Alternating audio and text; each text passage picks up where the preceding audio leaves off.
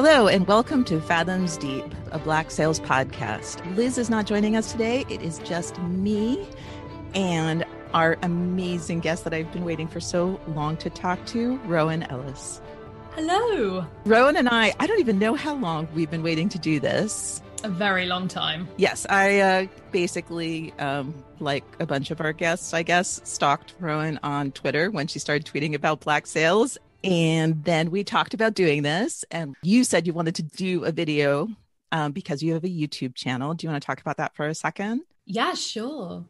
So I make videos, video essays about LGBT history and pop culture. And Black Sales was one of those ones where I'm obsessed with the show and it does have a lot of queer characters. So I kind of snuck it in there, even though a lot of what I talk about in that video is not necessarily about the specifically about the queer characters. It's the kind of sell of the video is Black Sales, how to write a better ending than Game of Thrones as the hook. But yeah, it was, I couldn't not do an essay on it. And it definitely is by far like the longest script I've ever done, the longest research process, which is why it was so long between us meeting on the internet and then this recording, is because I spent so long making that video.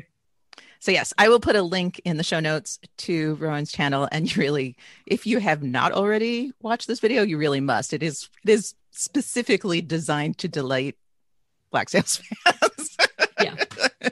And also brilliant.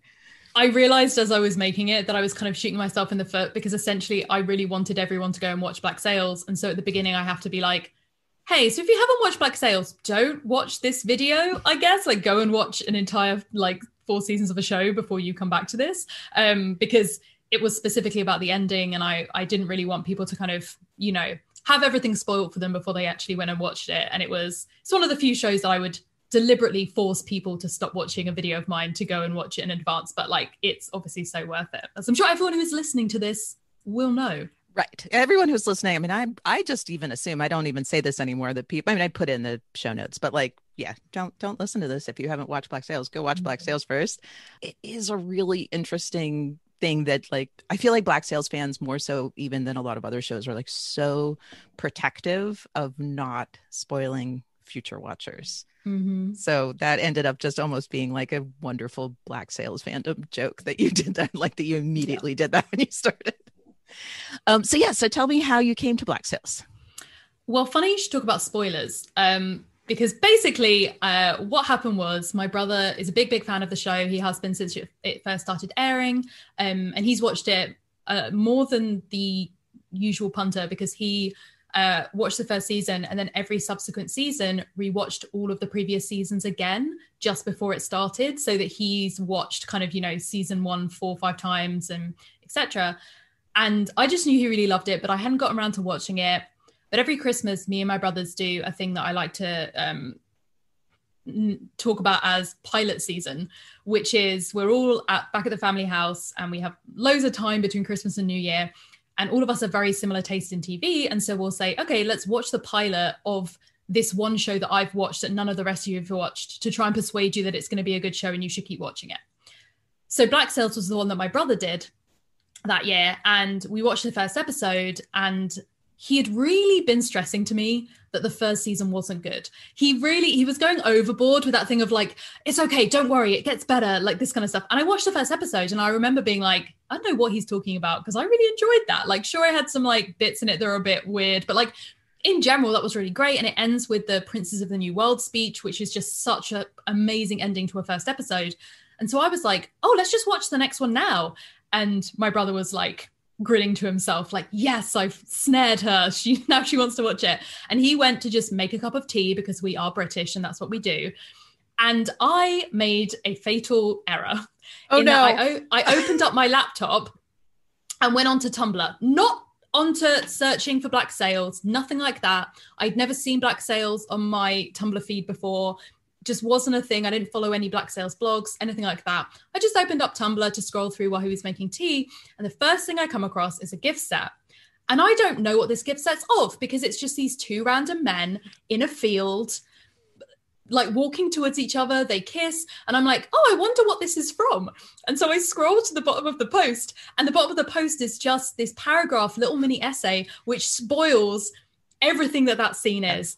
It literally is just a paragraph going, can you believe that Black Sails, at the last episode of the season, had Captain James Flint reunite with his gay lover? And I'm like, oh, cool. I guess I know a lot more about this show than I'm meant to now. But I will say that actually, conversely to like most shows where you spoil a big thing like that and it would kind of ruin it for some people, I think it enhanced my experience of watching the show. Because as a queer media critic, I am so primed to like key into queer baiting and to the bury your gays trope and like all of these tropes of media. And I know that if I did not know that that was going to be the ending for that character, and I knew that it was just a bunch of straight white men had written this show, I would potentially have been worried that there was like I was being queer baited all the way through to that mid kind of season 2, or that all of these queer characters they were introducing were going to die. And like there was so many things that I was primed for that I think this is the case with a lot of queer people, whether they're media critics or not. They'll feel a reservation, like even unconsciously, to get fully invested in something because they've been burned so many times before. And that was completely taken away from me in that moment. I was like, oh, I'm just going to trust this show. Like, I'm going to trust that my brother, one, knows what he's talking about and wouldn't lead me astray. But also, I know that at least one of these characters has such, what seems like such an interesting ending from where I currently know him from in this first episode. I'm just going along for the ride. I don't have to be worried. And that was actually like a real gift as someone kind of for watching it in a way that, yeah, I don't know how I would have interacted with the show if I didn't have that prior knowledge. Yeah. Yeah, I think your experience, I think a lot of people came to the show after seeing some variant of that gift set that you're talking about. But yeah, I kind of love that. That's really, if you're going to be spoiled, that's actually almost the perfect story. Yeah, it's like a positive way of being spoiled for it. There was like probably loads of other spoilers I could have gotten that would have been different. And even being spoiled for 205, like the reveal of James and Thomas's relationship would have gotten me halfway, I think. And then I still probably would have been worried about the idea of like, well, I guess Thomas is dead, or you already killed him off, and now you're probably going to do that with Flint because that's how Treasure Island ends, and like blah, blah, blah, all of this stuff. And so, yeah, it was just a really, really helped that was my experience. And then I think because a lot of people know me for giving good recommendations of media, like they kind of trust my recommendation, I've then been able to just say to people like, trust me on this show does it well. And so people don't have to be spoiled to kind of still feel that kind of sense of safety as they watch. And I've watched with a lot of people at this point. I've rewatched this show so many times because I will recommend it to someone and they'll tell me that they're watching the first episode, and I'll be like, let's just jump on like a Skype call at the same time, back when Zoom wasn't even a thing, like back in 2019. And like I'll just watch it with people, and then I will like, when I was on holiday with my friend Krish, we watched it, and then when I was like, it was just it's been a whole thing that I just really get a lot of pleasure, one, rewatching the show just for pleasure, two, rewatching the show to make more notes for this video, and then three, seeing other people's reactions to stuff happening, because the show is so packed with stuff in every episode that like if you watch any episode with someone, there's going to be something really fun for them to react to, like a secret being revealed or a badass like action sequence or a really sweet moment between characters. Like there's always going to be something that you're like waiting and trying not to stare at them so they don't realize something's about to happen. Just like it's so excited. Fun. I mean, and in addition, like, I mean, I've almost become a joke to myself when I say this, but like as many times as I've rewatched it, which I don't even know, I try not to think how many times I still learn stuff. I still see new things. Like, it's just like, and that's ultimately like, yes, I am very, very protective of people not being spoiled because there is, and, not just about the ending, not just about 205. Like there is a beauty of watching how something unfolds, right? That how it was crafted. But yeah, it doesn't matter in the same way with this show as some, because the joy is totally there, even if you know everything. Yeah, 100%. So like I rewatched your video today, and the thing that like keeps striking me, and maybe because I'm writing about it right now, to be perfectly honest, but the thing that really struck me is how you talked about the use of pre-read text generally as a cultural thing, and about Treasure Island in particular in relation to Black Sails. And I think the thing that really kind of struck me in that is the the sense of a common culture, and how the story isn't just like, it's not just a prequel, it's a prequel that's actually doing commentary on the way the story has shaped us. And this is something that's really interesting to me right now in storytelling, is like, it's not just like, there's stories that make you feel things, right? Which is great, right? We hope that all stories make you feel something.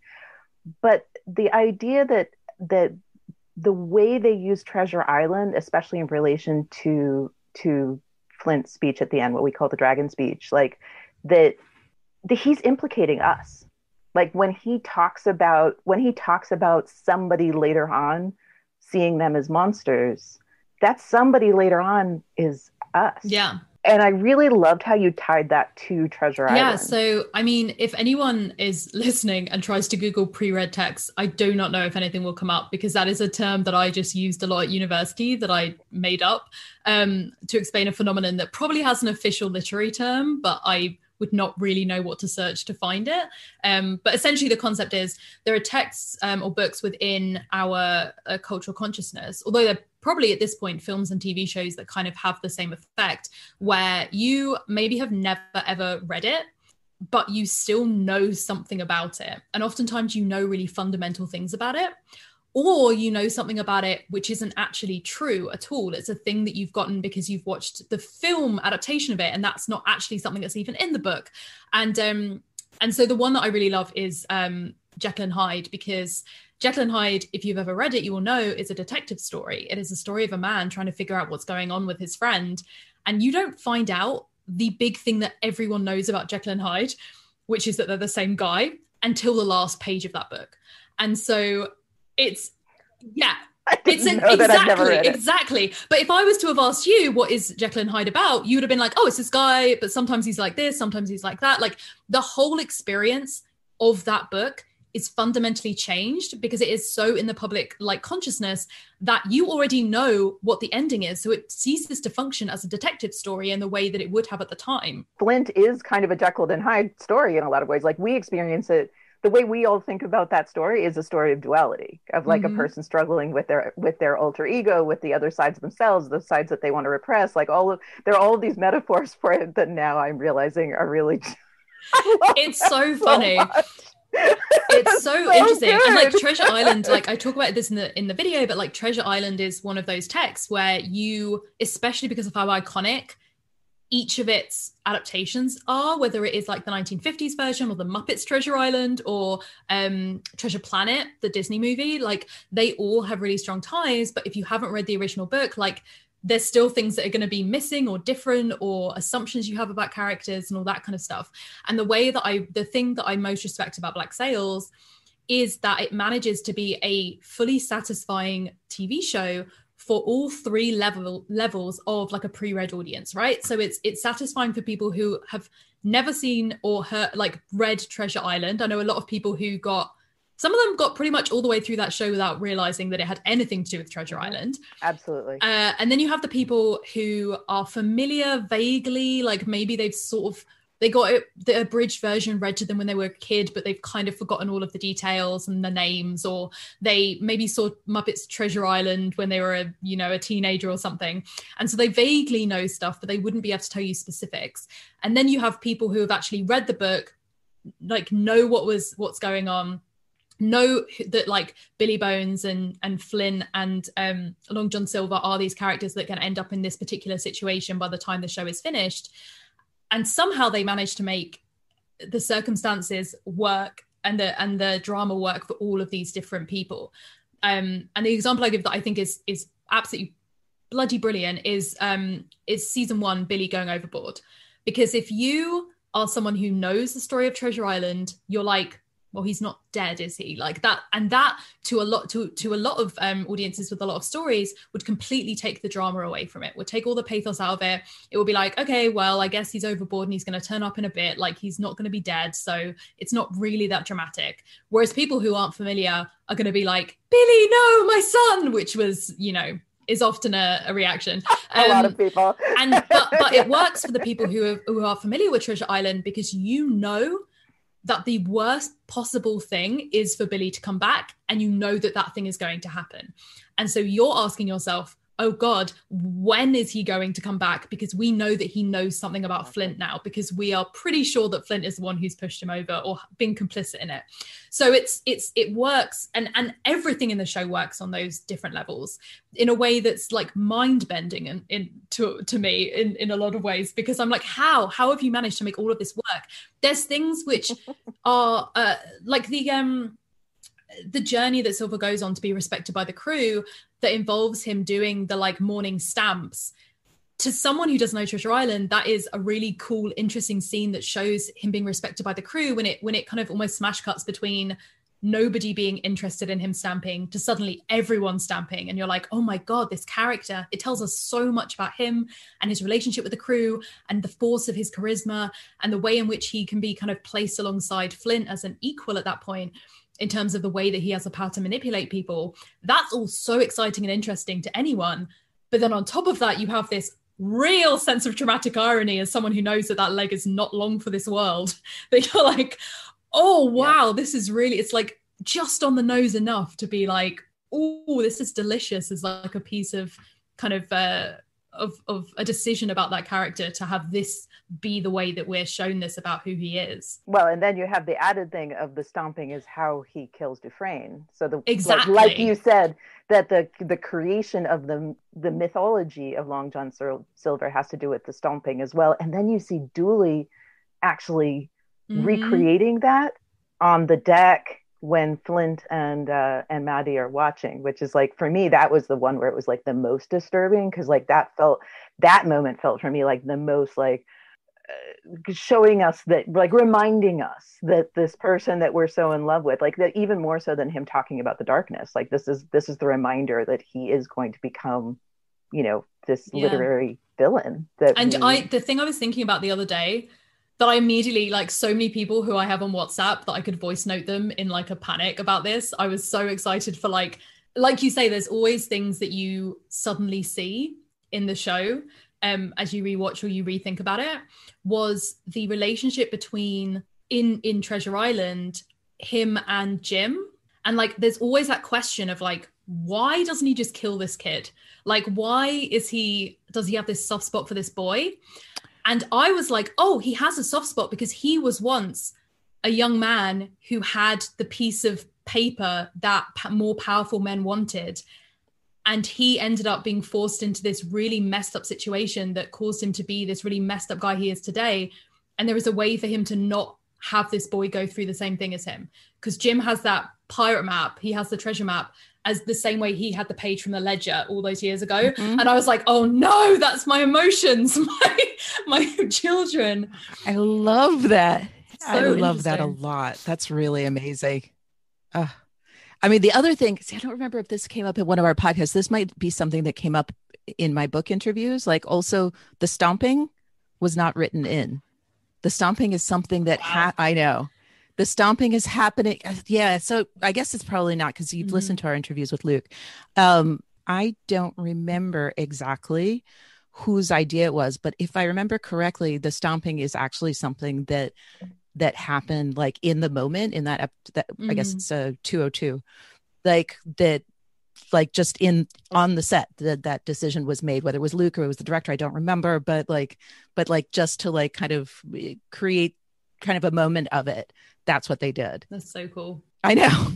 I mean, and that veers into like something I really love, which is just the kind of alchemy of when different creative people who are kind of all of a similar mind and care so much about a piece of art, like how many things end up being, kind of meaningful in one way, and then they kind of become meaningful in a different way because everyone's working off of everyone else's ideas, which is just amazing. Like this show is an amazing example of that. Completely. Like, anyone who knows anything about the way TV is made, especially American TV, like oftentimes you're having a situation where the writers are literally writing as the season is being filmed, as it's being aired on TV. Like, it's a real rush. And so you can sometimes see that rush in series, especially the kind of American shows, because you guys have like sometimes literally half a year's worth of a season, because it's every week and it's 20 however many episodes, and then you're pausing for the Super Bowl occasionally or for like a spring break. And so you end up with a situation where it does feel like there isn't necessarily a cohesive whole to a season, where it is kind of running away from itself, and it's trying to also either lean into or deliberately lean away from the fact that they know how these characters are being perceived by an audience as they're writing the finale. And so it gets kind of messy. And I think that what was really interesting about listening to the interviews on this podcast with the cast was just how different this show was from that typical process, not just because they had this script that was written and they had the flexibility of having the writers be able to give them something new on the fly or something that they'd slightly tweaked, but that they had a group of actors who all decided to commit themselves to this. They were all away from home. It was a kind of microcosm of that environment. And that they were able to have rehearsal time, which is like unheard of in so many TV shows. The idea of rehearsal time is just not thought about. And it is, I think, one of the reasons why there's this idea from a lot of American casting agents that classically trained UK actors are like the way to go, because they're so used to the idea of having a rehearsal and really digging into a script and all that kind of stuff. And I feel like almost that theatrical discipline felt like it was trying to pull its way into the cast as they were preparing for their on-screen stuff. Mm-hmm. Yeah, I mean, and also they just loved it. I mean, that's just, you talked about that as well in your video. Like there is just, I mean, in addition to it just being phenomenal writing, right? So like aside from that, like, but also the sense I always had is that in both directions between the writers and the actors, that there was the sense of mutual commitment. It's just that everyone cared that much. And so like the rehearsals, this also might be, now I've confused what are like book interviews and what are podcast interviews, but like the rehearsals actually started as something that the actors just started doing on their own. Like they would just like hang out after hours and just start rehearsing stuff. And I think they've all talked about stuff like that, but like it started really early on. And it was just because they were like, this is potentially amazing and we will do everything we can to add to that. And so that was even before kind of everyone had found their groove, and it probably helped them find their groove. Like I kind of feel like it's the writers finding their voice and the actors deciding that. And also like it was from I'm pretty sure it was one of the interviews that you'd done as the official interviewer of Everyone to Do with Black Sails, that is your title, was about the idea that actually it was a combination of like all of the actors kind of having this we're going to talk about our roles and we're going to talk about what we're doing and all that kind of stuff in the bar of the hotel sort of thing, and then having these scripts that were meaty enough that you could actually do that with them, that you could examine them and like stretch them and pull them apart and they wouldn't break on you, that they wouldn't kind of just turn to nothingness because you'd spotted a million plot holes and like your character wasn't being consistent and all this kind of stuff. And the fact that I think, from what I remember, there was a particular director who came on for one episode who either had enough time because there'd been delays, or there was something that went on within that was like, oh, we're going to do this properly. It's not just going to be a thing that we really want to do as a cast, but it becomes part of the actual process, which is like baked into how we're going to make the show on an official level. And I feel like you can really see all of those things conspiring to each other to just make the show become better and better and better as it goes along, as all of those things kind of snowball together to kind of feed off each other to just make it work. I know whenever we have these conversations, I'm always like, yes, I am actually doomed to never love a television show this way. It's honestly, it's like it's I feel like you'll understand this as like as someone who obviously loves Black Sails and also writes, is that it both gives you like a sense of despair because you know that you'll never find a TV show that like you can do this with again kind of thing, but also it fills you with despair because you're like, also I will never write anything as good as this. That's like my real inner turmoil around this show is like, it's so good that I will never be able to do anything, but maybe that's fine because I just accept that and I'm like, cool. That's, you know what, I've made peace with this now. That's not something I will ever try for. I will just try and be not quite as good as Black Sails.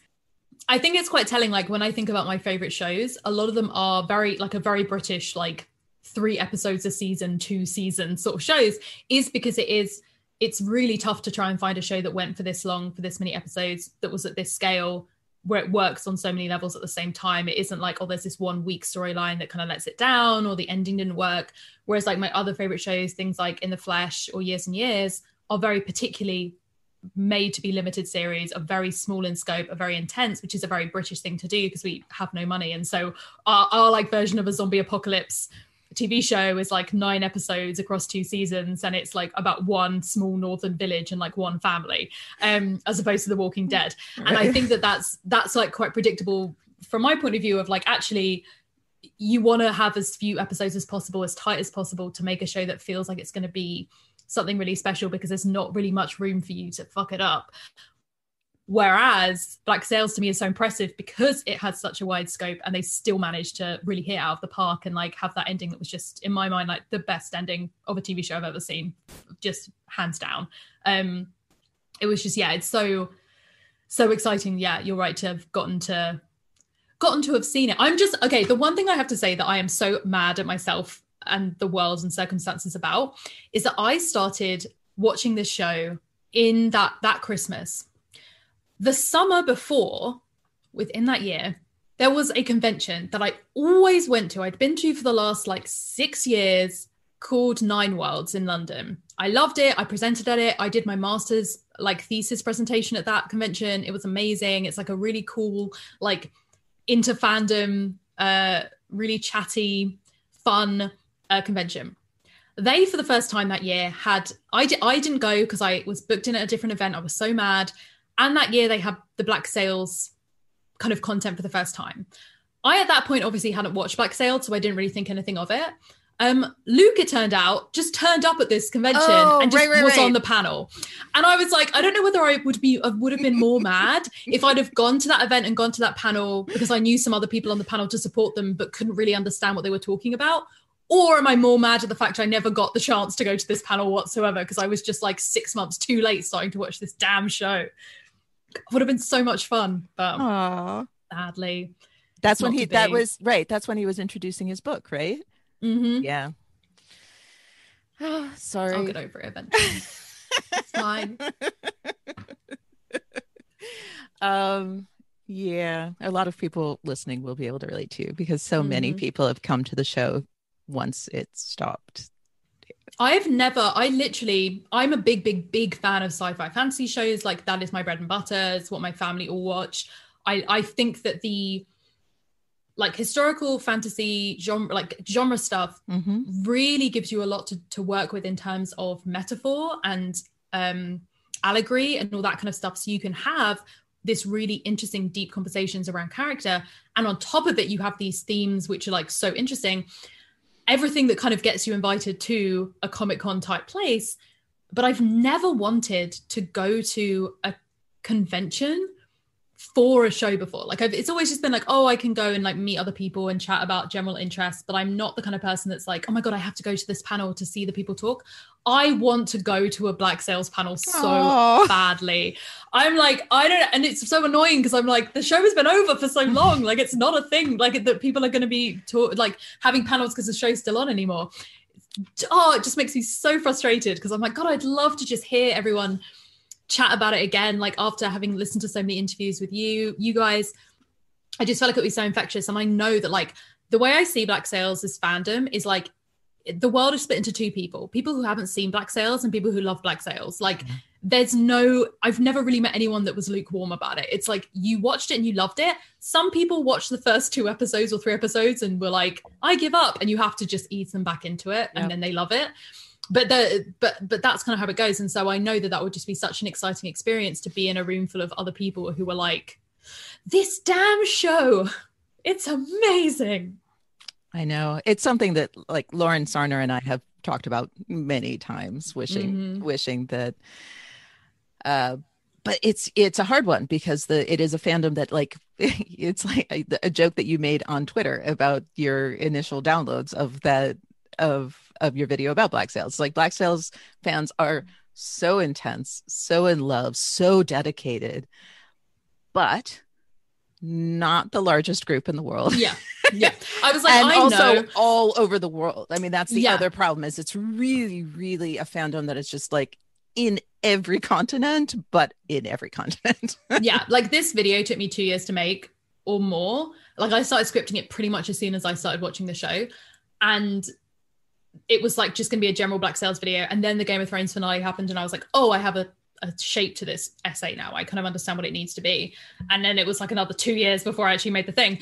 And I was so aware of the fact that this was not going to be a video that had like a huge audience and like, you know, went viral and whatever, because I'm like, there's literally 5 of you, but you all really love this damn show. And I was like, I don't care. I really do not care about this. If it gets like a quarter of the views that I would normally get, because I'm like, somehow there's only been like 1 or 2 other deep dive videos into this show on YouTube, which is just so wild to me because there's so much to talk about.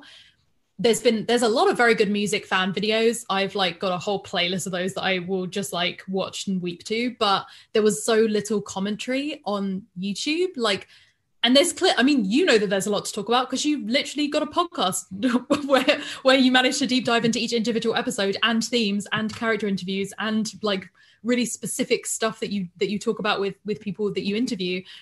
And it was just so wild to me that no one had made a kind of video essay YouTube thing about it. So I was like, I guess I gotta do it. I guess I gotta make it happen. That's so great. It's wonderful. I love that video. All right, so let's talk about other topics that were on your list.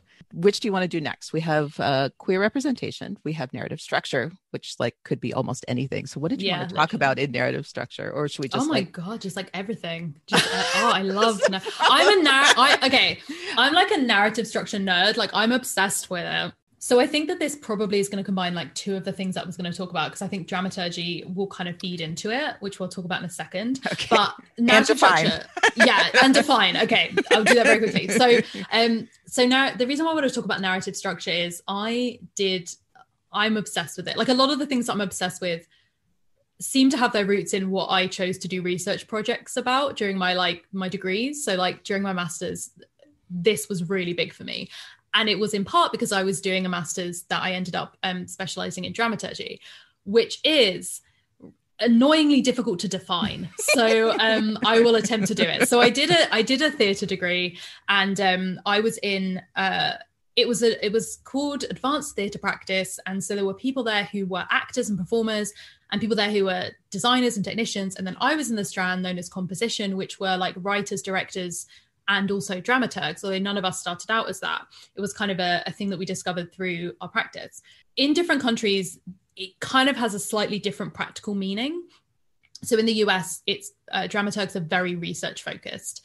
And in Germany, for example, where the practice sort of originated, it's a lot more about being like in the rehearsal room. And oftentimes it's around like the initial creation of a piece of work or a script or a piece of devised work, rather than like researching after the fact. In the UK, there's a very small dramaturgical practice, but it is pretty much down the middle. It's whatever needs to be happening, whether it's the American or the German version of it.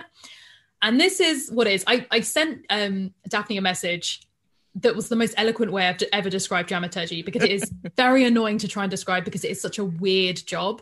And it's a job that has not really had a very strong foundation in the UK. Like in Germany, you would not, doing a play without a dramaturg would be like doing a play without a director. Like you just wouldn't do it. But because of the fact it isn't as popular in other countries, sometimes it can be like, well, what is the point of you? So the job of a dramaturg is varied, but involves things like researching past productions, historical sources, images, film, academic sources, and more, to create a sense of the options for the texture of the content of a production that the directors and the actors can then use within a rehearsal room. And those are often just options. The dramaturg is not saying, here is what it should be. It's like, here are all of the things that I can pull together based on what you have given me as your initial starting inspiration or impetus, or the script you've given me to work with, or the idea, the photograph that inspired this story you want to tell, whatever it might be. So things like a historical context that you're creating might inform the set, the lighting, the music, the performances the actors are giving. As a practice, the general idea, at least from my point of view of how to do it well, is to have no ego whatsoever. It's not here's my production, this is what I want it to be. It doesn't claim to be, we're the first person to ever do this. Actually, the practice is very much rooted in the idea of like, actually, we probably are not the first person to do anything. Let's look at what other people have done, look at other things the audience might be familiar with, what kind of impressions and ideas or connotations they'll be bringing to the production, and work with that and try and hone that and make sure that what we're putting out and what we want the audience to get is what they're actually going to be getting from it. So it looks at ways in which we're indebted to and connected with and rebelling against previous works, which links into that pre-read text idea. Like a dramaturg, absolutely. If you are staging a pre-read text, a dramaturg would be on that immediately, trying to look at like what productions might people be familiar with, what connotations will they come with, how can we use all of those things to create something that's going to really give an audience the right sensation that you're wanting them to go through. So it's basically all about kind of streamlining and keeping a real focus on the entire production, and within a production, a really cohesive decision-making process so that everything is driving towards what you actually want this production to be doing. Kind of an eye on the original idea and on the end to make sure that everything functions really well and that the storytelling is super, super tight. It's like tightening and intensifying everything about the play that you're creating.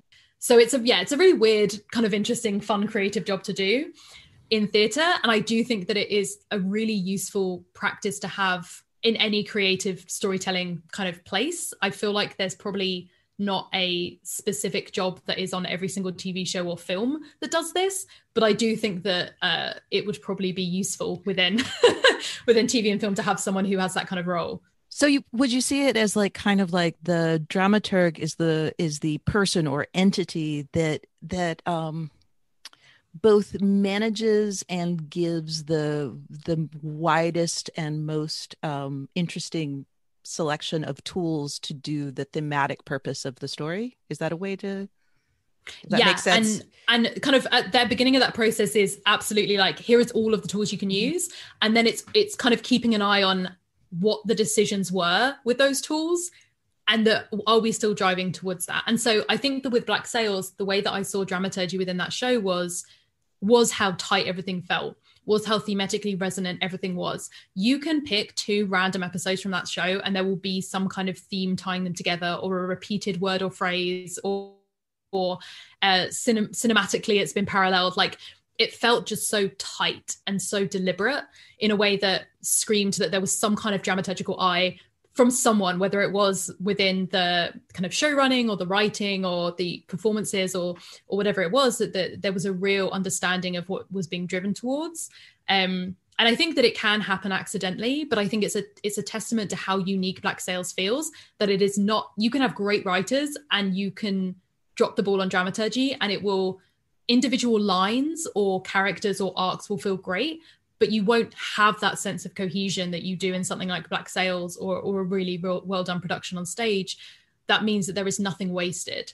And yeah, it's a very weird thing to think about, because it's not something that it was like, oh yes, the dramaturg on Black Sails was doing this the whole time. It's more of like a kind of an interesting observation about one of the reasons why I think it works so well is that you have so many things that connect together. That is the kind of stuff that in another discipline would be the job of like an actual person would have that job. And within this show, it's really interesting to see that it's kind of happened because of potentially, like you say, the absolute dedication of like everyone involved in it, and a singular understanding of the writers as to what they actually wanted to do once they had a kind of creative control over what they were doing in the writer's room. That is fascinating. I really love that description of it. I mean, that makes a lot of sense. I think that is, for a word that I didn't understand. I think that listeners will really, people who are very familiar with the show will understand how it feels that way to you. It was a bit of a baptism of fire when I first started in training, because I came in thinking I was a director, and then this thing appeared in front of me and I was like, oh my God, this is a dream. I'm like, this is everything I want to do. This is like something that comes so naturally to me, having these kind of pulling together these disparate ideas into something that feels cohesive. But I was on a course with a load of actors. I bless them, I love them, but they were really the kind of actors who were like, what if we just moved around in the space for a while? Like, and it just became theatre. And I was the one that was like, that's not really how narrative works. And like, you can decide that you don't want narrative in your show, but an audience will give it narrative. Like, human beings are primed to find story. They find faces in like tree bark. They find stories in whatever you give them. If you give them 3 pictures, they will work out what the story is. Like, and so you can't just move your body in the space and expect everyone to not realize that you're not trying to tell a story. Like, they will come up, whatever they come up with, and you have to acknowledge and like have to accept the fact that if that's what you're going to do, they will tell their own story and they will put meaning onto what you're doing that you didn't intend. Right. And if you're fine with that, you're fine with that, but you have to be aware of it. And like, that's basically a lot of dramaturgy. It's like, if you're fine with it, you're fine with it. But at least now you know, and you can make an informed decision as to like this decision that you think you're making, which makes total sense because you've all been in a rehearsal room for 5 weeks together, creating this show, and you're like referencing something that you referenced 2 weeks ago and everyone understands. But as soon as you get it in front of an audience, no one knows what the hell you're talking about, right, because it's essentially like, it's the headcanon of the performers, but isn't actually being expressed. Exactly. And so, this is like, Black Sails just made complete sense to me because it was like, okay, like again, like this is something I talk about in the video, but like that final speech of Jack's where he's talking to Mark / Mary, and he's talking about storytelling and stories, and like that would feel hypothetically as, you know, not as effective as a certain storytelling speech within the final season of Game of Thrones felt. Because it wasn't, in Game of Thrones, it hadn't been backed up with anything thematic in the show. It could be a thing that the writers had been thinking about, but because they hadn't included it within the show for the audience, it kind of fell flat because it was just like, hey, here's a big speech. And like, we kind of are getting some emotion from it because it's a cool speech and you have like the cool character saying it and it's a very cool set. But ultimately it feels really hollow, and it feels even more hollow, I think, when you've watched Black Sails, which has another character who you think of as the not quite good at fighting but very intelligent, but still kind of like maybe a bit too smart for his own good kind of character. Exactly. Which is so, it's like the exact same character transposed into both series, also giving a speech at the end about storytelling, but it actually makes sense because it's completely in canon for the character to make that speech. It is referencing so many things that we've had other characters make speeches about. It was so resonant in terms of the themes of the show all throughout, because you have these other really beautiful moments. So I talk about like the Abigail Ash like narration like episodes where you have her growing understanding of the stories that she has been fed by society and by her father actually masking truth, and the difference between stories and truth and lies and deception and lying for people's good and lying for people's ill. And even as I'm saying that, these tiny moments are coming to my head of like, oh, lying for other people's good. Yeah, that's absolutely Jack when he gets the gold and he's trying to keep from Charles the idea that he's having to hire slaves because he knows that Charles will not be able to handle that. But he also thinks that it's for Charles's own good that he's protecting him from that knowledge, but because he thinks it's something he has to do. Even like that was off the top of my head, but it comes immediately because you understand the thematic moments and nuances in both very small character moments and in these big scenes. They all flow together through the whole show. And yeah, it just like as someone who has training in dramaturgy, that's one of the reasons for me that this show is so satisfying, is the way that it does that. And so like when you're looking at narrative structure, which is obviously a big part of dramaturgy, is being like, hey, so in the same way as like the monomyth exists and, you know, Save the Cat is this kind of phenomenon in screenwriting, those are not concepts that these guys came up with off the fly. The idea is that they are narrative structures that are based on stories that we already tell naturally. They're not claiming that they made up some new revolutionary way of thinking about stories. Like Joseph Campbell's monomyth is him basically saying, hey, I looked at a load of old myths and I figured out that we tend to tell stories very similarly because they're very satisfying to hear. And so I just wrote them down and I figured out, I kind of like put it together and I came up with some names of the different elements, and it's maybe quite useful. And people have been using it ever since to make Hollywood movies. And it is this idea of like, actually, there is a narrative structure that is very satisfying for people and that it's very kind of gratifying to get through, not because it's, you know, someone in Hollywood or in TV said this is what this show is every show is going to be because this is something that I just thought was great. It's because it's something that naturally human beings are drawn to, whether it is the idea of tragedy of like seeing someone fall from a large height that we now see in like, you know, gossip sites and in cancellation online. Like it's that same inner impetus of people that used to be Greek tragedy and is now like kind of gossip sites happening online or tabloid magazines. Or you have like the rags to riches story, which again, if you look at this kind of Cinderella story, it's in our folk tales, but it's also in our, you know, wanting to find out about that person who won the lottery. What happened to them? What, like, oh my gosh, amazing. Like this person on X Factor has come from nothing and we're about to vote them to be this new pop sensation. Like all of these things are stuff that we find really narratively gratifying and personally gratifying in a lot of ways. And so looking at the ways in which Black Sails plays with fortunes of characters and the way they interweave with each other, that looks at flashbacks and that element of narrative structure, the way in which, the thing that I love that's so random and specific is the way in which like Rackham, Flynn and Vane and Silver interact with the concepts of past, present and future. Like and that narrative, that like narrative sort of inevitability of the decision at the end of season 2 where Vane comes to Flint's rescue, that was so satisfying because I was like, this is the moment. I remember watching that with my brother and losing my mind because I was like, this is the best thing I've ever seen. I was like, this is literally the best thing I've ever seen, because you have a character who has been embodying the concept of living in the present. And you have Flint who lives in the past and you have Rackham who lives in the future. And you are watching these people like go through their lives, and you know that ultimately they have to start thinking about all three in a more balanced way for them to progress as people. And that was the moment that Vane, who has always lived in the present moment, was able to look to the future and understand, not just acting on instinct and not just acting on like, this is an immediate need for me to be like, I hate this man and I want him to suffer. He understood the idea that if this man dies, the future of both me and the men around me is at stake.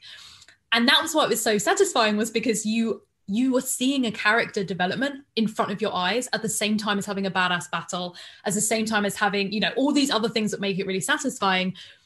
And I had been talking to my brother as we were watching about this concept of the past, present, and future. And when he did that, I was like, I am a god. I know, I've figured it out. I understand what's happening here, because it like, and that gets borne out by the idea of like Jack consistently talking about legacy and the future. The fact that Flynn has this, like, I've been talking about the idea that he was obsessed with the past even before 205, and then suddenly 205 happened, and I was like, again, I'm in it. I'm decoding everything. I'm like strings on the wall. Like I get what's happening now. And then also Silver, like us not really being sure where he is for a lot of it, of like him very much being for himself, living in the present, but he's only doing it to secure himself a future away from piracy. And then we get this sense of his past that we never fully get to explore that he whatsoever. Refuses to look at. Yeah, that it's not really a healthy balance where he isn't tied to his past. It's actually like he potentially really is, but we just don't know what it is and we don't know how. And that was like this really messy, morally complex character that completely fits with who Silver is and who we know he will be in Treasure Island. That actually having him be the murky waters of this very distinct past, present, future of these other characters was so interesting to me. But it's just little things like that you just, even the first time watching, you start to pick up on. And that's wild. The first time watching, you're picking out on the thematic resonances of like the temporal placement of your character's like driving force, let alone the like 10th time you've watched this bloody show. But it's I think it's just such a testament to the power of like the writing of the show and the tightness of it that it, as I said before, in terms of the rehearsal process, like just can absolutely take a beating and an analysis, because you know that it's not going to crumble apart and just be like fluff dialogue. Like it's actually going to have something that backs it up in the background. Sorry, I'm listening to you. I'm pretty blown away, because past, present, and future is not a way I have analyzed these characters before. And so I love that. I mean, it's funny, like, because I'm very oriented towards kind of looking at psychology of things. So like, yes, that has to do with the stuff I talk about, which is about repression and about looking at your past and being freed of your backstory and all these things that I've talked talked about in the podcast, but temporal archetypes is pretty badass. I like fun so I think I really love that. And that is, I can't wait now for my next rewatch so I can watch it with that filter. We've talked so much like about the other topic that you talked about of people's relationship to stories, right? So it's like, this is something like I remember, and this is absolutely a big part of what I'm writing about in the book, is like Toby Schmitz brought up the idea that like has come up since then of like that Max is the only character that never told a story of Nassau. Which is a really interesting concept, right? Like all these other characters, like they have some moment, at least, if not the whole show. Like Flint has the whole show, and Brackham has kind of the whole show where they're telling a story of Nassau, like some grand vision. And Max doesn't have that at all. So now I'm like trying to do this with this temporal thing of like where each character exists in that framework of being oriented towards past, present, and future. One of I kind of like to tie this in. There's a podcast called Writing Excuses, which is really amazing if you're a writer. It's basically these group of writers who do 15-minute episodes. Like it's really quick. It's just their thoughts on a topic. No time to waste. You don't have time. Start writing instead. And one of the things they talk about is one of I think it's like their mother-in-law came up with this idea of like how to tell if people are compatible in a relationship. And it is, I forgot what the like acronym for it, but basically it's like a number of things that if you fundamentally disagree on too many of these, however much you love each other, you will not work in a romantic relationship. And so it's things like money, not like how much money you have, but what you think money should be used for. Monogamy, which isn't whether you're monogamous or not, but it's how you view the relationship. And this, I think, happens with friendships as well. If you have one person who's like, you are my best friend, and the other one's like, I don't know you like that. Like it's never going to work because there's an awkwardness there. There's various things like, oh, your morality and your there's like a ton of different things that you can kind of go through. And I think time within Black Sails kind of functions like this, where you have characters who are all striving towards the same thing, but because they fundamentally are different in the way that they view it, not the way that they view time, but the way in which time like impacts them, that it's really hard for them to agree because their methods are going to be different. Because someone who's looking to the future is going to be looking more long term. Someone who has an immediacy is going to be much more reactive to stuff and is going to be seen by the other characters as being too impulsive. Like you have, like Vane has that line about like to Eleanor about like, did you think I was going to be sort of the last at this table not being an asshole?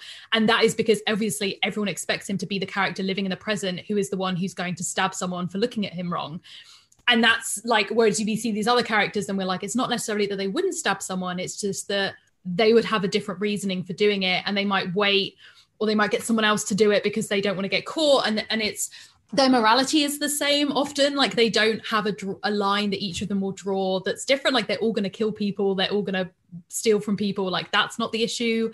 There's all of these things that actually they have exactly in common, but it's just their ability to how fast they move through a decision or a moment in time, what they think about stuff. And also because Flint is unable to fully explain his past to these people, or the future that he envisions, he can't communicate with them enough. And similarly, because you have people who are stuck in the past, as someone who's in the present, you can't get them to understand, hey, this is the lived reality of me right now. Like Miranda saying, this isn't a life, this isn't living what we're doing.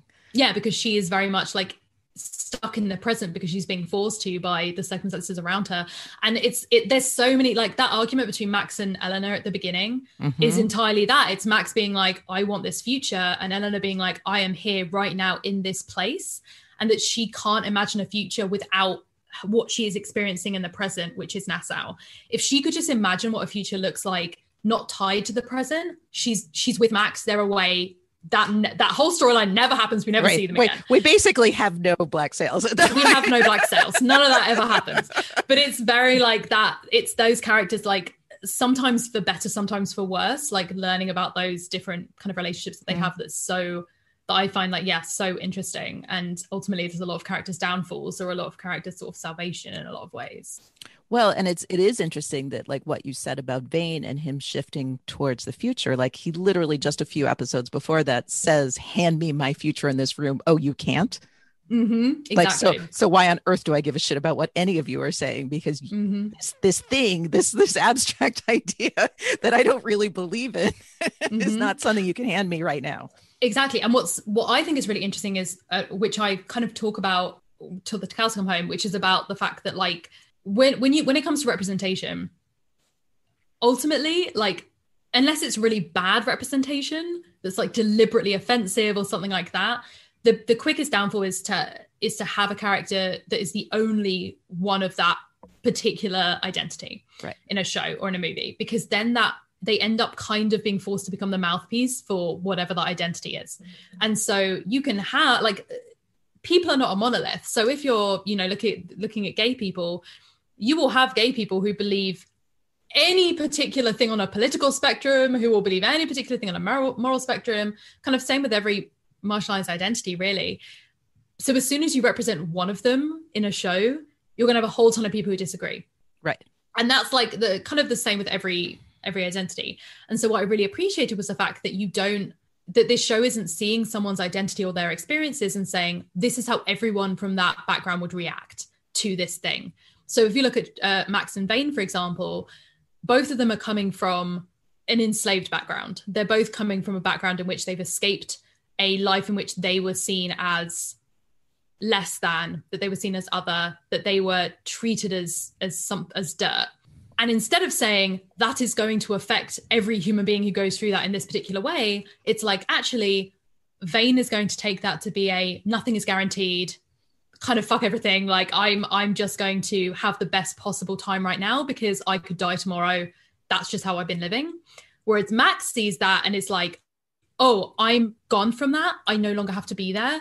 I'm going to something better. I'm working towards like where I am now is not enough. I want to be somewhere better.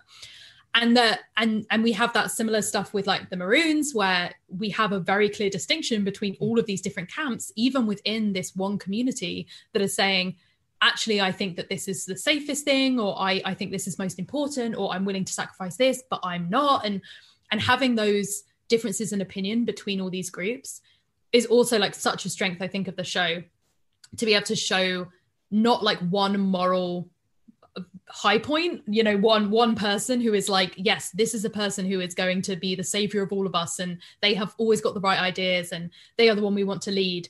People are always having disagreements and needing to compromise, or actually compromise is what's going to be their downfall, or, you know, there's a tough decision that has to be made and there's a sacrifice that has to be made in order to get to a better place, but is it worth it? And like all of these questions of morality that come up that are allowed to happen because it is a show that fundamentally has kind of been like, hey, all of these people are murderers. Like they have all definitely killed people. So when we're talking about morality, like we're not talking about a load of morally pure people trying to like, you know, be the best person in a modern day setting. It's like we're coming at it from the point of view of there's a lot of death and destruction in this world. There's a lot of things that people are willing to do or willing to suffer or willing to make other people suffer.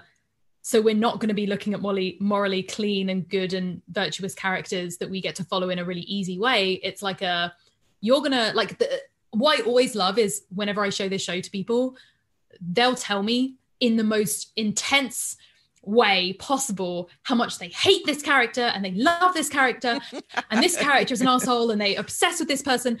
And I'm just sat there like, yeah, wait until next season. Exactly. And then wait until the season after. And then wait until the next season, because you will change your mind a million times. Charles Vane is my favorite one of them, because people go from loathing him, like hating him in one season, to thinking that he's their most precious son in another season, to being wary. Like it's has such a, and Billy as well, obviously, like has such a huge range. And it is because you start to break down these ideas of like a purely good and a purely bad character from a narrative structure point of view of like the antagonist and the protagonist, or the villain and the hero, that actually you're not allowed to stick with those same ideas that you have at the beginning. You have to acknowledge the fact that you might find this captain very charismatic, but he did just kill his friend. Right. And you might think of this person as being like perfect and wonderful girl boss, but she's about to completely betray everyone.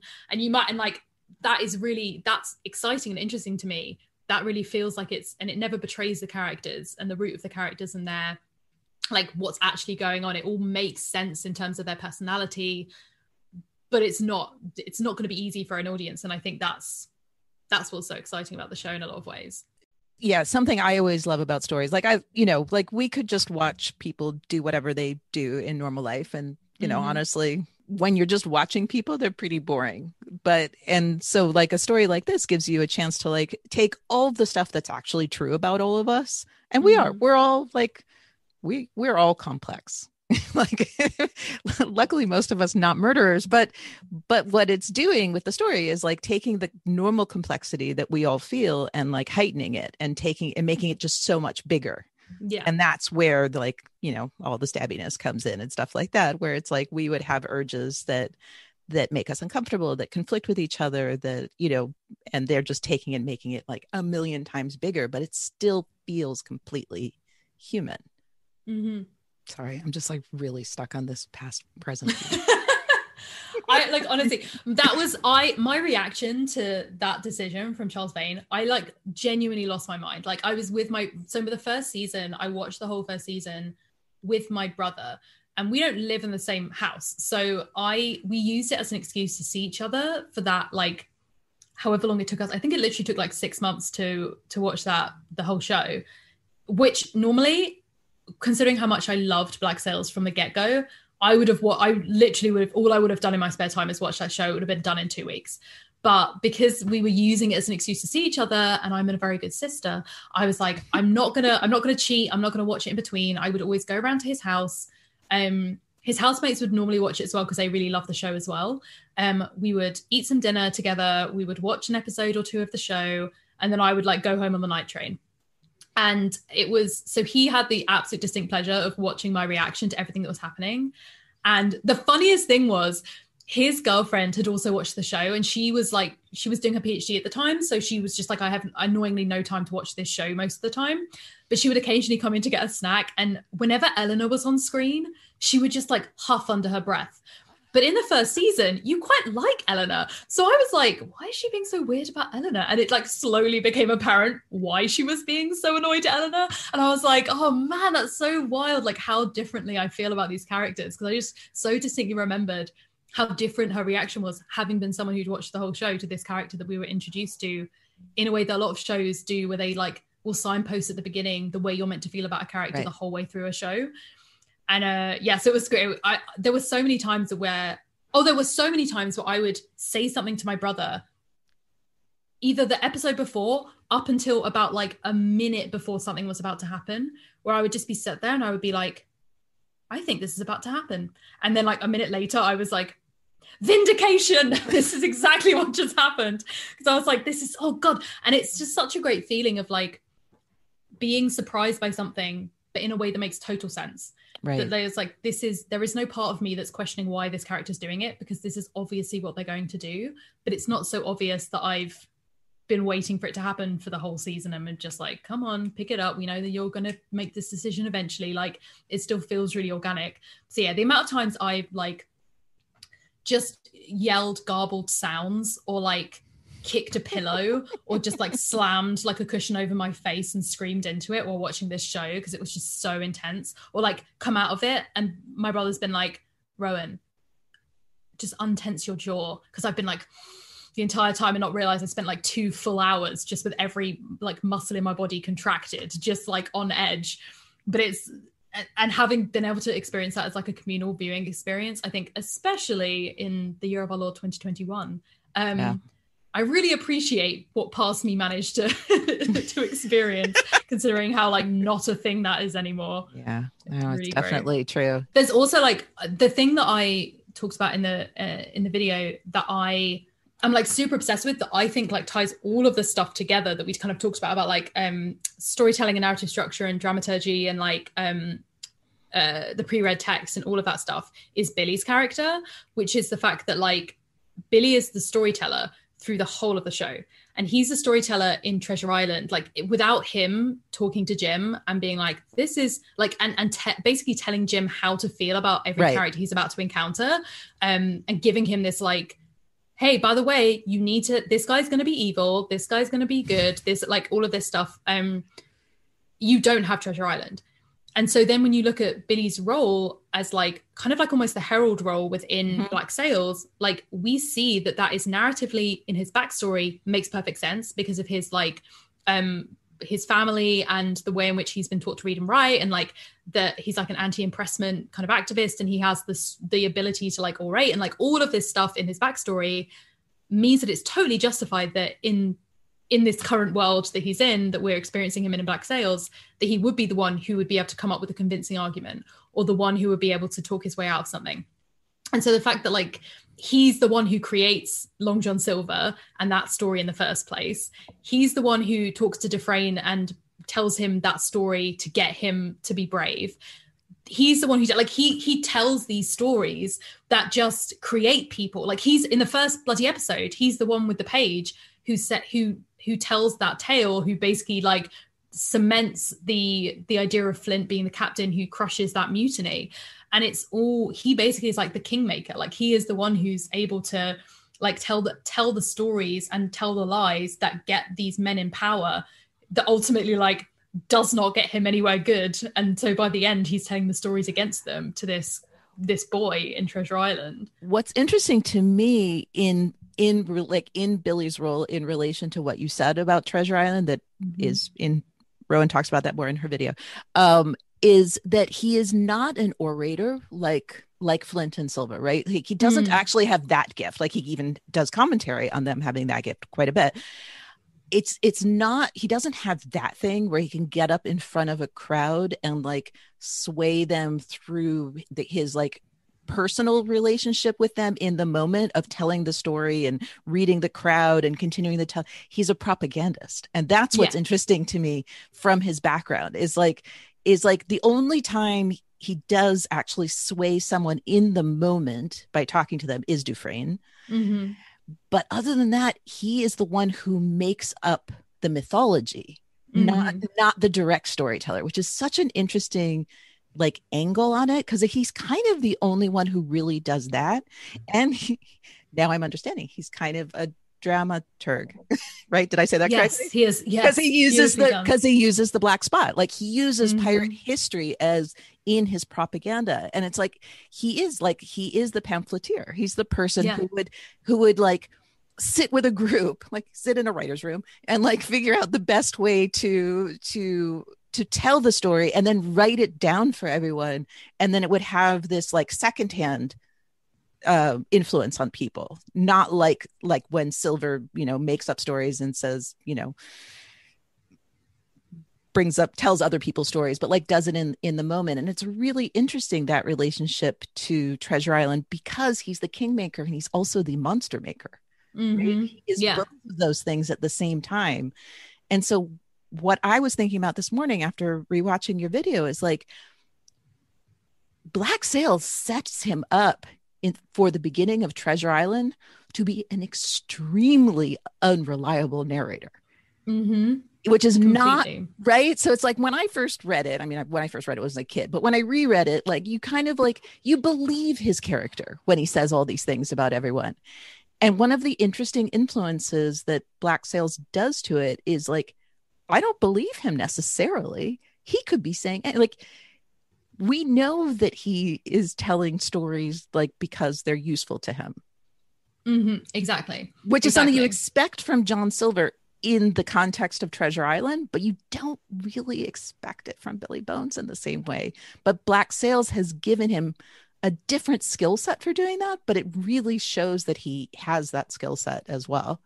Yeah, and it actually makes it more, when you're then tying Treasure Island back to that finale of Black Sails, it's great, because if he's an unreliable narrator, then how the hell does he know what's going on with Flint and whether Flint's alive or dead? He doesn't. How does he, like, how long has it been since he's met Long John Silver? Why is it, like, what is his relationship to him? Why is he saying that? Is it because he is the Billy Bones of Black Sails, who has a history with this man and is wanting to spin this tale in order to be, like, all of these things start to come into play. And of course, as a boy, he's primed to believe this guy, because immediately afterwards, he's saying that pirates are bad news and this particular pirate's bad news, and then the entire inn gets burnt down. And you're like, yes, I think you're probably telling the truth. But that's not Long John Silver. Like, that's a different pirate who's done that. And so it's just this idea of like, this is what like from that very simplistic kind of storytelling point of view, for like a kid story of like, oh yes, there are bad guys, there are good guys, this is kind of how that plays out. And what I love the most about these, you know, adaptations of it is their relationship between Silver and Jim, is being able to look at that and say, actually, like, oh my God, the relationship between them in Treasure Planet, one of the most underrated Disney movies, is like heartbreaking. Like that, I cry at that movie every time I watch it, because it just gets so well. And that's a movie that does not give us any background to Silver either. Like it's kind of very similar to Black Sails in the idea of like, you're not going to know. We're not going to show you, you know, a locket he has of his wife and child who passed, and now he has a soft spot for young kids, or like, you don't know any of that.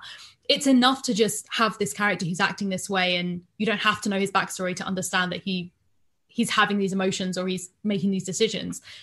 And so, yeah, it's, I mean, we know from earlier in this interview that I love a good pre-read text moment. And that's every part of like those characters that we see in Black Sails connect back to.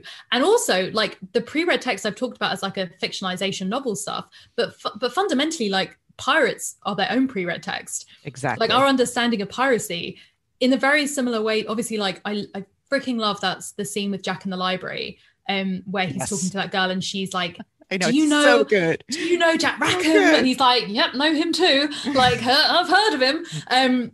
Because it is this idea of like, actually we're understanding through her that everything that we know about piracy is through the lens of the exact same imperialistic, capitalistic like lens that was at the time painting these people to who they are.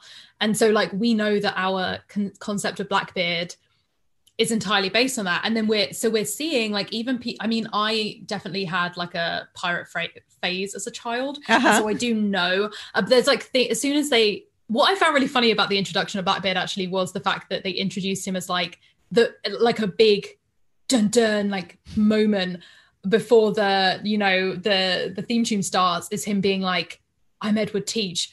No one who doesn't know pirates knows who the fuck Edward Teach is. So they're all like, I can just see these people who like, I knew who Edward Teach was. So when that happened again, I like grabbed my brother like by the side of the head. I was just like, it's Edward, it's Blackbeard. But if you don't know who the Blackbeard's Edward Teach, which most people probably don't, right? That's such I would love to know what people thought of that, because it's such a built-up moment within the show, and then it's like, of course, a new character whose name I now know, I guess, and like also like when in the show do they call him Blackbeard? Do they ever call him Blackbeard in the show? Nope, he's Teach. I don't think they ever call him Blackbeard. I mean, the only time you hear Blackbeard is in the first episode, right? Yeah. I mean, what's interesting and like what you said about the many layers of it and how people with different relationships to Treasure Island, like that, I meant to say that afterwards, is like you can, the show also exists in those multiple levels of knowing the pirates. Yeah. So it's that same thing. It's like most people know Anne Bonny and Calico Jack Rackham, but like most people don't know that, you know what I mean? They know the Calico. They're way more likely to know the Calico part than to know the Jack Rackham part. And so it's that same thing. Like there's some people who like super know pirate history and it works. And then there's people who like vaguely know the names. Like that's probably where I was when I first started watching. It was like I vaguely knew the names of pirates. I was very much not a person who was interested in pirates ever in my life before this. And then there's like the people who like really know nothing. So like my husband is Israeli. So it's like he knew neither anything about Treasure Island nor anything about pirates. Like he knew pirates, but he didn't know any of their names. But what's interesting in the moment where they introduce Teach is that you see it on the brothers of his ex-wife, right? Yeah. So it's like, yes, he says his name.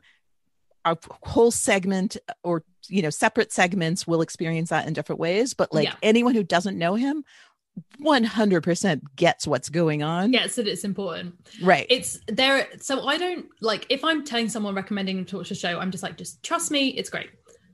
But there are some pirate facts that I will casually drop into them as if they don't matter, because I just know that they will get so much more satisfaction from knowing it. It's so true. Especially that last episode. So I just casually drop in the idea of like, oh yeah, so Jack Rackham like flew under the Jolly Roger. And so they'll be like, as soon as he starts trying to design his flag, they'll then message me and be like, oh my God, he's trying to design his flag that we're all going to like skull and crossbones, like the cross cutlasses, like we're going to know it. And then that last episode happens and they're like, oh my God, this is great. Or like I tell them about like, oh yeah, so these guys were real pirates. And they actually like sailed with Mary Read as well. And so when that final episode happens and it's like, I'm Mark Read, they're like, wait a minute, that thing you told me about before. No, there are just these little things of, and even the one that's I'm like, if I really want to mess people up, I tell them about the mythology around Teach's death, because that is such a fantastical mythology. You know, his headless corpse swam around the boat 3 times, like all of this stuff that is just so even somehow more heart-wrenching when you get to his actual death scene, which is the most stripped back brutal that I think the show gets. Yeah, that is the most brutal the show gets. Yeah, and I think that like there is a kind of dark pleasure in telling people that fact when they start season 1, just as like a fun fact about pirates. Like you don't even talk about the idea that Teach's ever in the show, and you just casually drop it as like a fun pirate fact. And then they get to that episode and they like lose their minds because they're like, this is like the most perverse version of swimming round the ship 3 times, of being keel hauled 3 times. Like it's such an awful parallel to this very fictionalized, very pirates are bad people, but we don't necessarily tell you like the brutality of piracy in the same way, like kind of veneer of, you can have the kids book of pirates and like, have it as like a fun themed book for kids now, like, and that's a way that we can talk about these people. And then you have Black Sails telling you more of this kind of intense complexity to them. And I really like the idea that that you're able to have these myths and these ideas and ourselves as someone watching now, and then have those broken down by these kind of ideas of real pirates and fictional pirates and original characters within this world, and tying in with the history of like the Maroons and what was happening with kind of the brutality of England and empire, and like all of this stuff coming together to actually completely unbalance what you think of as pirates, which oftentimes I think by a lot of people who are familiar with them just from like, storytelling, is they're often not really joined in people's minds to a sense of history and a sense of like the empire and a sense of everything that was going on at the time. It's more of like they're their own thing, like cowboys. It's like they're just their own cultural thing. And as soon as you tell people cowboys were the same time as the Victorian era, that again is really difficult to kind of comprehend, because it's surely not, that doesn't make sense, because that wouldn't have been at the same, but it's just no, they're just slightly different places, and you were taught a very particular version of history. The concepts of civilization and the frontier were actually like that was a relationship that different groups of people actually had. Yeah, exactly. I think one of the most shocking things for me, like I've really been very, very interested, again, the thing that I said in the beginning, like that when Flint says that we will be made into monsters, like this idea that you and I and every other person who ever like put on a pirate costume or or I don't know, in the US, I don't know if you have this in England, like there was this joke where like I think Toby Schmitz made a joke about miniature golf or spas or like pirate themed vacation places. And I actually, like in Cape Cod in Massachusetts, like which was a place where there were a lot of pirates, there's just pirate themed everything there, including mini golf, which I tweeted for everyone. Like, but like all of these things is literally us being part of the thing that Flint was so afraid of, like that all of the I'm not gonna, it's so hard to say the good he wanted to do, but like the goals that he wanted that had virtue in them would get boiled down to something that was monstrous and or comical, or both. And that was a thing that was really shocking. Liz was doing another podcast at the same time that was about Disney stuff, and we watched Peter Pan during that, in which Captain Hook not jokes, but talks, but it's played as a joke about keel hauling. Dab, you were like, maybe we cut that scene from the, we don't have him keel haul Peter Pan in the end cartoon. Maybe that's too much. But it is kind of amazing, like to what extent all of this got repackaged, and not just by Disney, like by civilization as a whole got repackaged to make them monstrous, but also to make them comical, which would diminish. Yeah. So this is the exact same thing that happens with queer representation. Yes, the exactly. monstrous and the comical, the pitiable and the feared, like that is the exact same thing that happens with queer representation. And why I think it is so resonant to me, at least, that Flint is a queer character, because that relation, and that's obviously how those speeches work, is that you have, when you rewatch the show with a lens on his queerness in those first seasons before the big reveal, you're like, oh, he's talking about both at the same time, and and both work. Like he's talking about the way in which England views pirates and the way in which England views him as a queer man. Like those are both utterly the same. And they're both groups that have invested interest in taking down the social order, and they're both groups that have that have their own community, which is not necessarily seen as like a proper community or family by the outsiders. And like everything about it is so parallel in a way that was like so perfect, and that I see in a lot of other shows or genres being done in fan works only. If you look at superhero media, there's just no queer characters in superhero media, even though, can you think of anything gayer than people who have to hide their true identity, who, you know, occasionally dress in spandex, and who are having to come out often to families? Like X-Men 2 has that scene in which a character literally comes out to his family as gay, as a superhero. Slip of the tongue there, Freudian slip.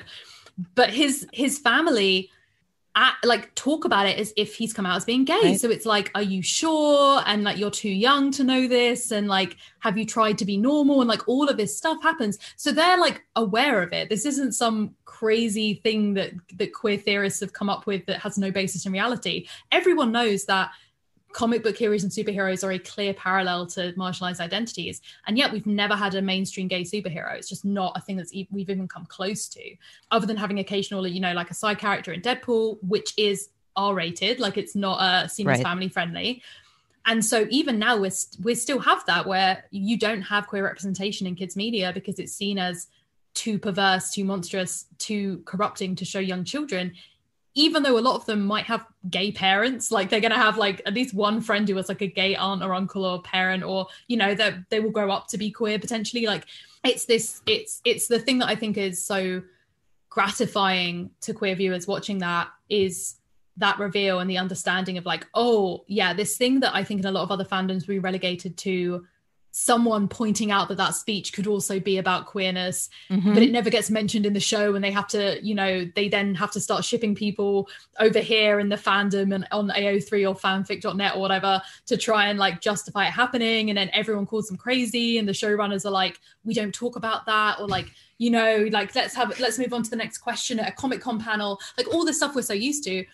And yet this show was like, oh no, that's how it is. Like, that's literally how we designed it the entire time. Like, we knew that was going to happen. We gave it enough breathing room for you to get to know this character and to get him to say all this stuff. And then we tell you that you are totally justified in having thought all of this stuff and read all of this into his character.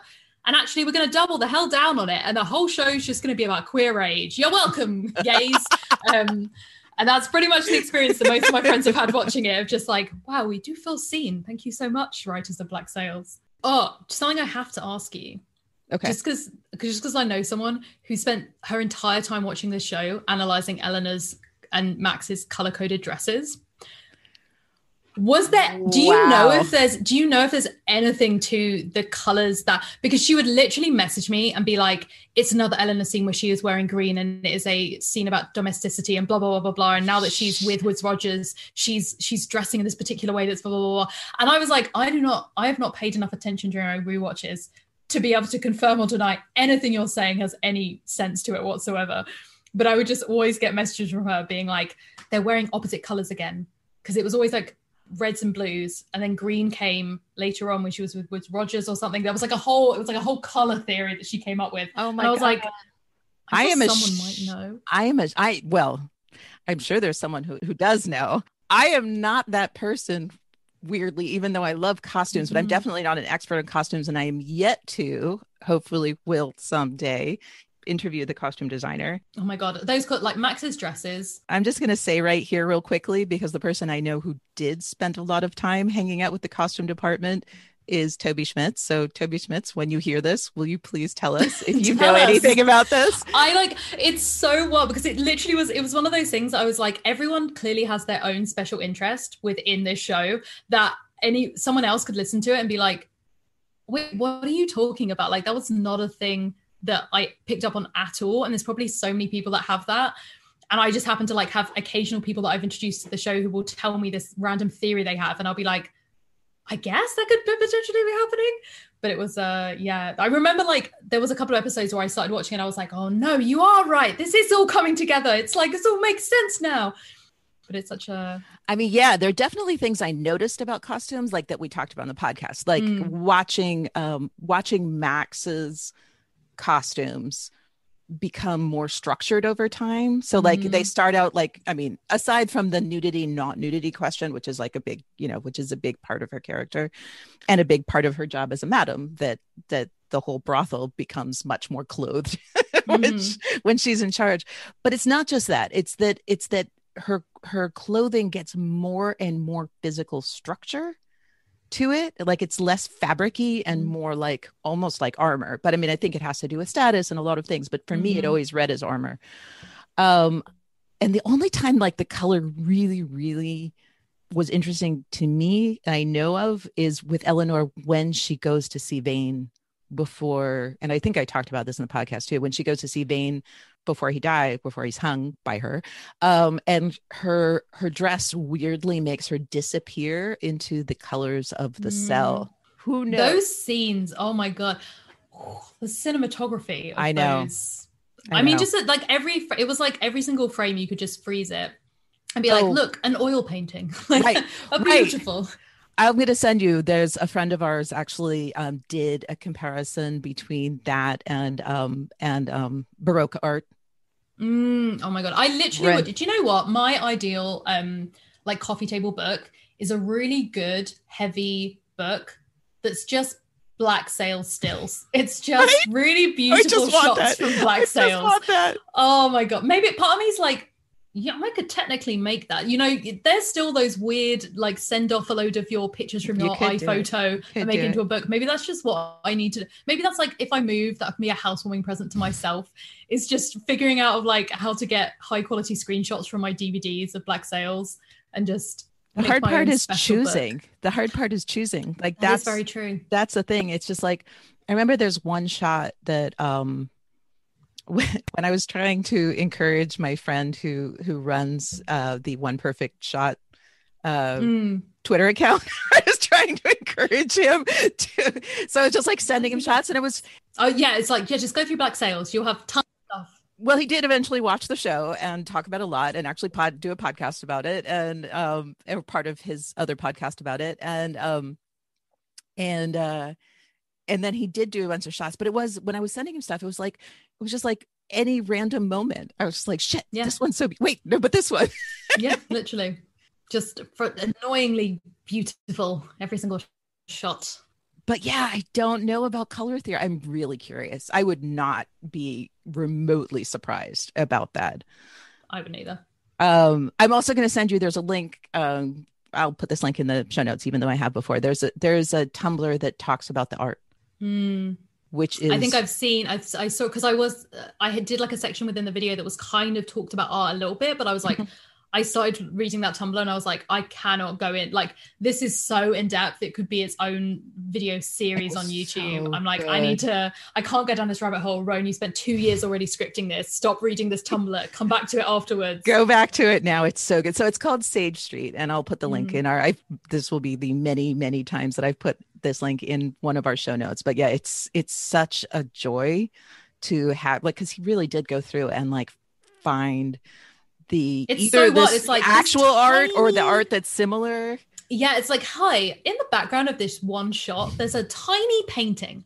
I figured out exactly what that painting was. And you're like, okay, detective, like Sherlock Holmes over here. It's one of my favorite things. I love that Tumblr so much. I have not looked at it in a while, but I love it dearly. So yes, so that is to say that and this goes back to what we were talking about in the beginning of just like when you watch a television show where it is so evident how much people cared about it. And Yeah. I'm not that kind of detective. Like, obviously I spend a lot of time with like what the characters are doing and stuff like that. I'm not that kind of detective, but like, thank goodness there are people like that, because I so appreciate it.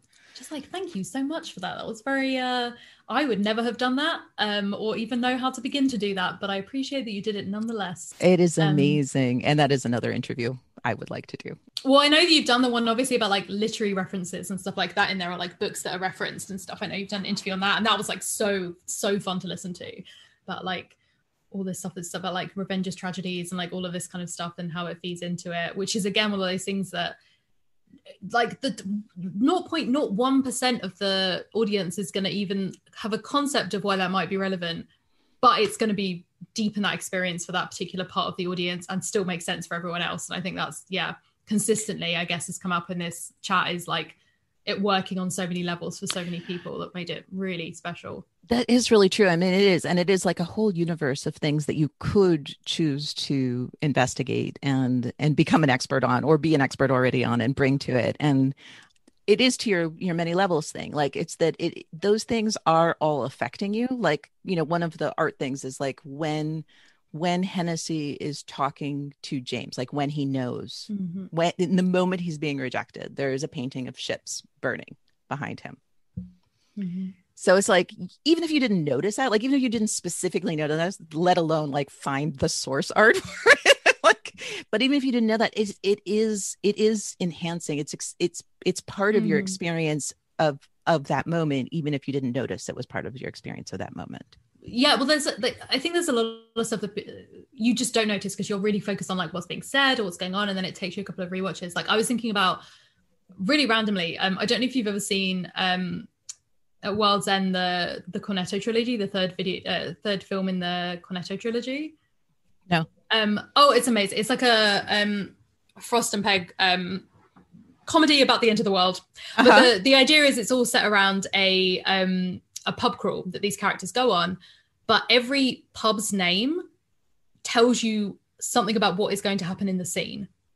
And so there's like a pub called like the Two-Headed Dog, and it is where they have to fight these twins that have been taken over by this alien force. And like, you don't like, this is literally like 12 times this happens to you, where you get really obviously shown the pub name, and then something happens in the pub that's the exact same as the pub sign or the image on the pub sign. But for most people, you get to about the 10th one, and then you're like, oh, I get what's happening here. And the fact that there's like, it's so obviously signposted in a movie that is all full of self-references, like, so you're primed to spot it.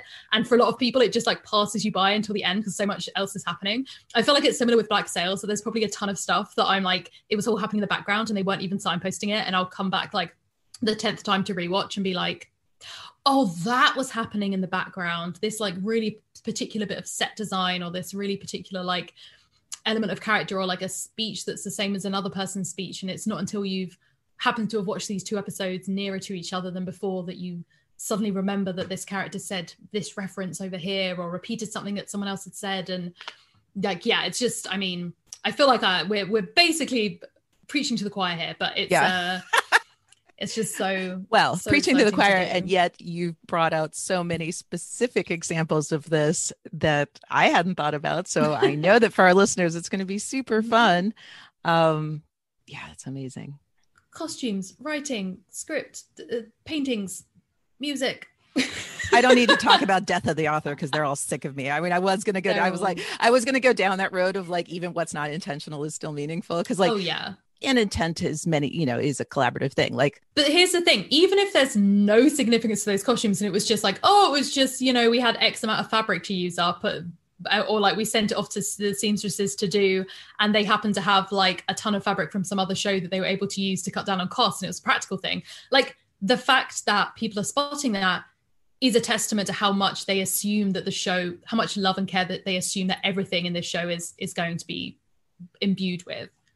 Well, and ultimately, here I am going to go down that road. And ultimately, if you see something like that, like if your friend sees these colors, like let's say nobody ever talked about that behind the scenes, right?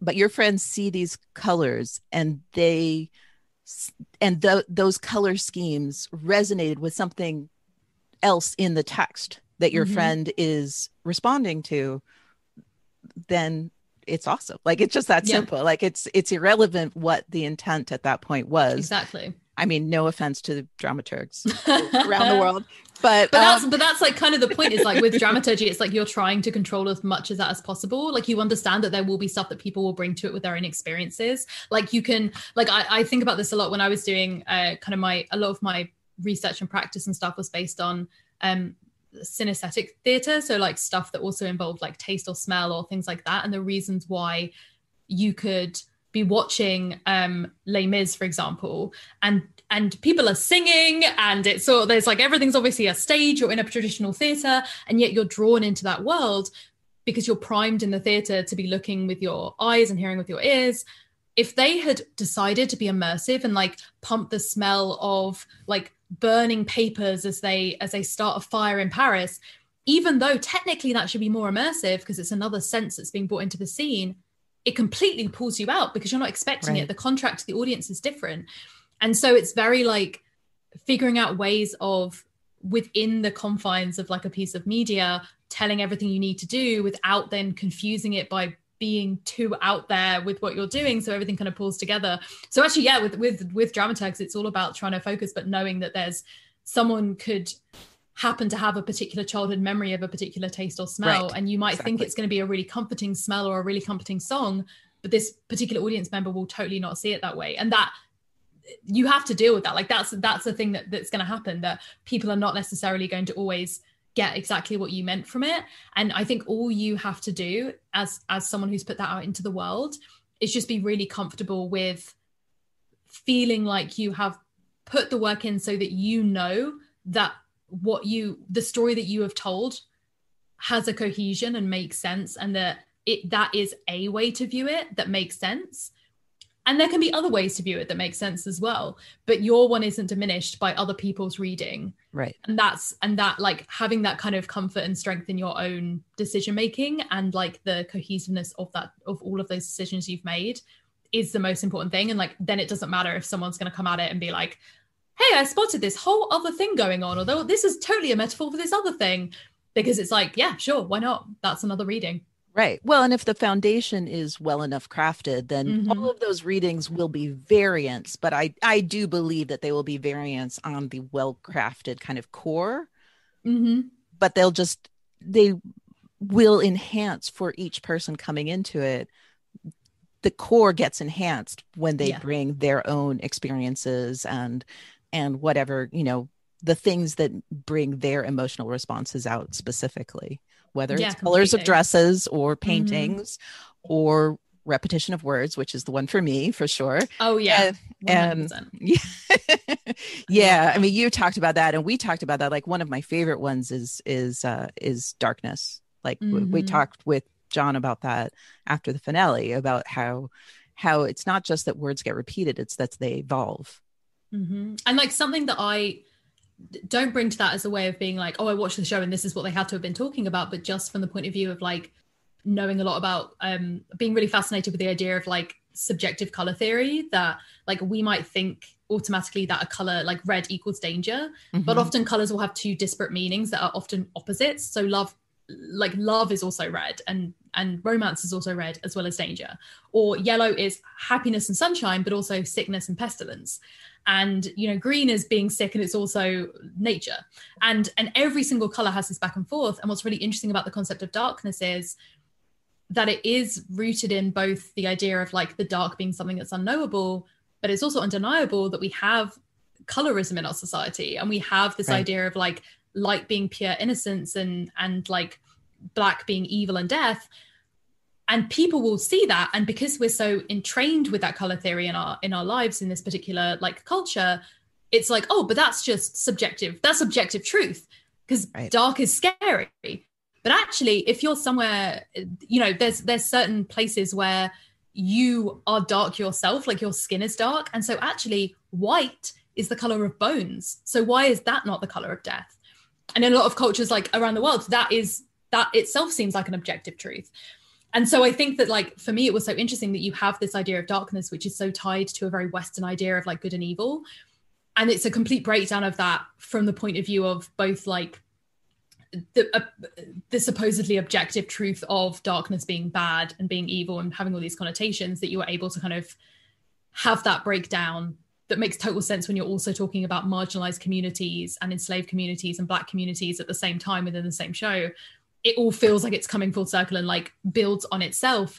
But I'm also so aware of the fact that that's my own interest in this very specific element of color theory and certain African cultures having a very particular idea about the white as a color that is completely opposed to Western ideas of white as meaning purity. That's totally something I'm bringing to it and is potentially nothing to do with that speech, but exactly what we've just said, that actually that is an enhancement of something that's already there in that speech and the complexity that's already being drawn by that speech, that addition to it is not creating meaning where there isn't already meaning. It's just adding another layer to this meaning that they've already built up. Right. And saying that like we've built up this meaning, you know, like to the point where like the show has taught you to associate this word with this thing. Yeah. And now at the very end of the story, when I'm talking about how our stories will be mistold, I'm telling you that word that I taught you to look at a certain way has a whole new meaning with it. So that's like, it's like his speech is embodying the idea that the way we're taught to think about things could actually be different, or even the inverse of what they're true, like of a sense of truth about them. It's like the show always consistently does this, where the narrative structure and like the story that's being told and then all of the other elements like pull together in such an interesting way, where like the cinematography will go with the wording, that will go with the like everything will kind of keep pulling together in a way that's just so fascinating to me, that it always like one of my favorite things in the world is the way in which they're talking about storytelling and they're talking about conscious storytelling and being whatever, and then the show itself, it's doing interesting things with storytelling within its own narrative. And so it all just, again, it's a dramaturgy thing. Everything is so tight, like the way in which they will, like we know, like even subconsciously, everyone knows if a plan is said, if someone says the whole of a plan in a movie, that plan will not go right. Sorry if I'm revealing some secret of cinema to anyone out there, but if you hear a plan be told completely from start to finish, that plan is not happening. And so Black Sails obviously like knows this, and so the relationship and will often like they'll start off in an earlier episode maybe saying the plan, and then the plan doesn't go right, but then they'll move on and they'll be like, okay, what if we don't quite say the plan? And then we just have the plan happen and we see the plan. And then by the time we get to that final season, we've got 17 layers of like, someone is narrating the plan, but it's actually a false plan. There's a new plan. And then we're seeing the real plan, but that's actually something happening. And there's some other plan over here. And like, there's so many layers to it because you've built the trust with the audience that we understand that you're actually playing with narrative like structure and imagery, so that we've built a strong enough language that actually, like in the end of Black Sails, no one is ever saying a plan while the plan is happening or saying a plan that never happens. Like it's always more complex than that. There's always someone lying to someone else about what's happening and something else is going on at the same time, or we're flashing between different scenes where people are talking about stuff, and it's there's always different stuff going on, like whether it's that scene where they come to the entrance of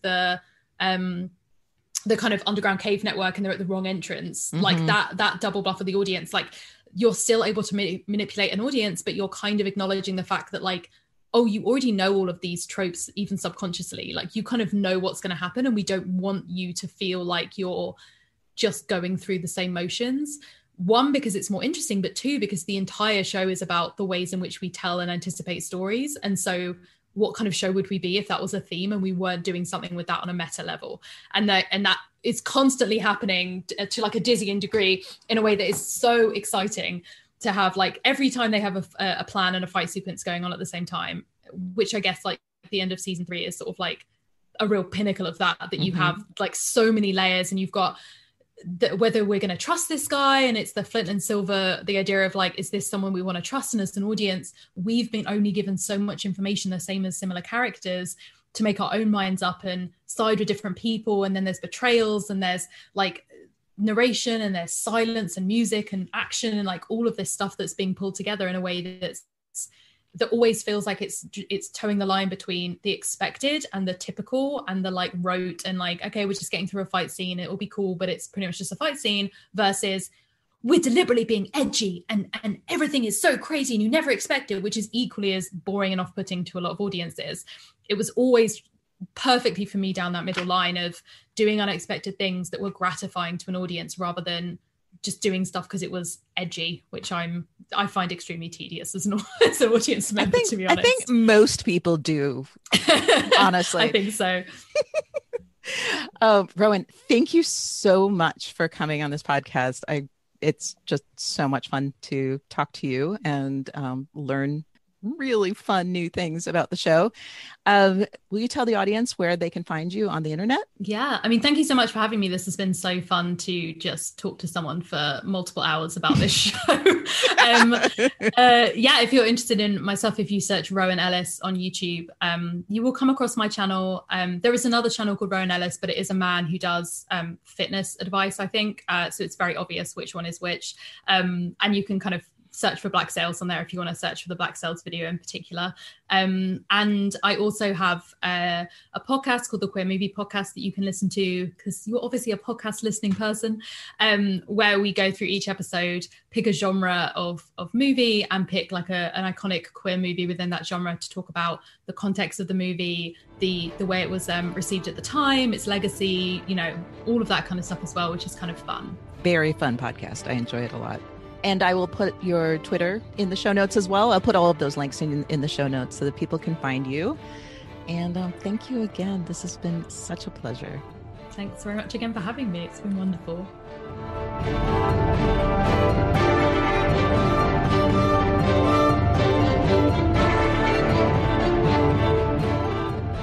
Deep is a Common Room radio production. For more information and access to other programs, please visit us at commonroomradio.com. To show your support, pledges of as little as $1 a month can be made to patreon.com/commonroomradio. Join the conversation by using the hashtag Fathoms Deep and follow us on Twitter at Black Salescast. We ask that you keep your tweets respectful and positive, and please avoid spoilers. If you have more to say, we want to hear it in all its spoiler glory.